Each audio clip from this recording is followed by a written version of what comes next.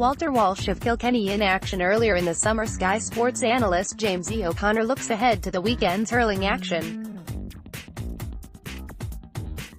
First of all, Carlow take on Westmeath in the McDonagh Cup final, and that has been a super competition which has unfortunately been affected by the sublime quality of the Munster Championship, especially the round-robin games in both Munster and Leinster received serious attention, and they came thick and fast, which was a pity for the McDonagh Cup teams because there have been some classic games there too.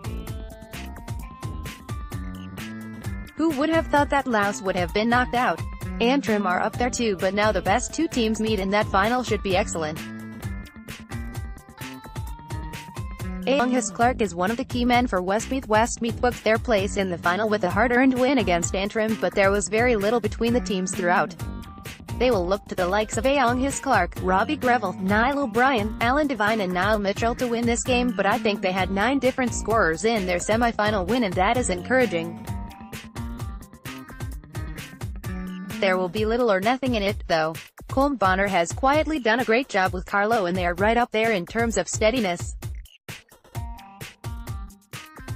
Only a few weeks back, Carlow put 3 goals past Westmeath on the way to securing a spot in this final.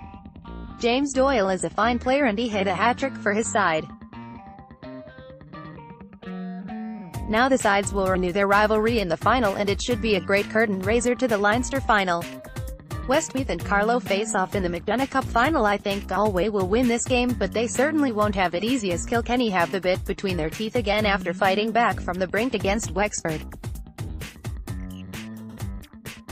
Galway certainly won't have it as easy as they did when they played the Cats in Salt Hill a few weeks back, in my opinion. On that occasion, Kilkenny pulled their defence back, but they didn't get going up front at all and found the lack of space afforded to them by the Galway defenders had to manage. Galway themselves pulled back extra cover across their half-back line, and they were able to score freely from distance, so they had Kilkenny in trouble. But Brian Cody will have been delighted to get a few more weeks hurling into Paul Murphy, Richie Hogan and Colin Fennelly, who are not long back from army duty and injury. Michael Donoghue and Brian Cody will meet again on Sunday. Croke Park will suit Kilkenny.